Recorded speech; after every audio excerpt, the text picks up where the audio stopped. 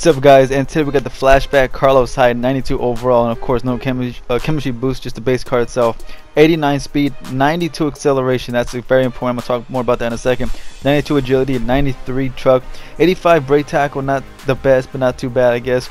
But here, 91 stiff arm, 94 spin, 92 juke. I believe 68 catch as well. But anyways, 89 speed. I assumed he was not gonna have that many big time runs. I was pleasantly surprised how many huge chunk yards he was getting, and I was thinking, is it because of the 89 speed? But then I remembered the 92 acceleration. Not too many running backs have a really high acceleration from what I can tell, and you know, a really high speed rating to match it. But you see right here, man, people were diving at his feet. I did not expect that at all. These big time runs, and he had so many of them. Now they weren't all touchdowns, of course, but still he was having like 40-50 yard gains from like right, for example, see these big time gains, and it was just ridiculous. But I'm pretty sure the acceleration had a big thing to do with that. Now personally, when I think of Carlos Hyde, I think of like a bowling ball, you know, someone that can just run people over and just fall forward every time. And he was pretty good at it too. I mean, he was getting animations, you know, falling forward fairly often. He did remind me a bit of Adrian Peterson, the team of the week one that I just reviewed. I'm gonna talk more about that also later on. But as far as, you know, breaking tackles, trucking, that was definitely not his highest grade. He did good, don't get me wrong. Trust me, if you just want to truck with him, trust me, you're not gonna have problems with it.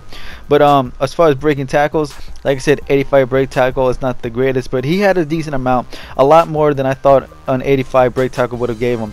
But you see right here, all combined, this was like before halftime, 2 seconds left. He thought I was going to pass it, decided to run it. He broke one tackle, and then I used the speed. I got the touchdown before half. So that was a nice little play there from Carlos Hyde. As far as the carry rating, you know, he got hit, I think maybe only 6 times with the hit stick. No fumbles, thankfully. But, you know, from what I can tell, you know, fumbling doesn't seem like a really big problem this year. I mean, at least not right now. I mean, the strip animations, you know, not the hit stick animation, obviously seem a bit more effective this year than the original hit stick. So I know there aren't that many guys that like to use the strip button, and that's not a bad thing, because the less strip buttons I see, the better. Now, like I said, 68 catch. I threw these wide open passes, you know, screen plays and whatnot. He didn't drop any of those. I don't know if I would trust him, you know, putting him on a slant route or anything crazy like that. But as you can see, man, these wide open passes, I don't really see any problem. At least I didn't see any problems, anyways. But also, I do want to talk about his agility, because like I said, the stiff arm, truck, brake tack, you know, the physical traits were good. But obviously, man, from what I can tell, it was his agility, you know, his elusive ratings that really showed up more. His juke was okay. I would give that like a B+ of anything for the juke. But my God, the spin move on this guy was ridiculous. That is obviously his best rating, man. He was pulling them off so effortlessly. I've said in previous videos that the spin move is my favorite move this year for running backs, and I have no problem saying it right now. I think Carlos Hyde, from what I can tell, from all the running backs that I've used so far, I think Carlos Hyde is the best spinning running back. I mean, look at this. That play right there has been maybe my favorite play of Carlos Hyde, except maybe the score before halftime. But anyways, I mean, he made it look so effortless, man. It just looks ridiculous, the amount of animations he was able to pull off.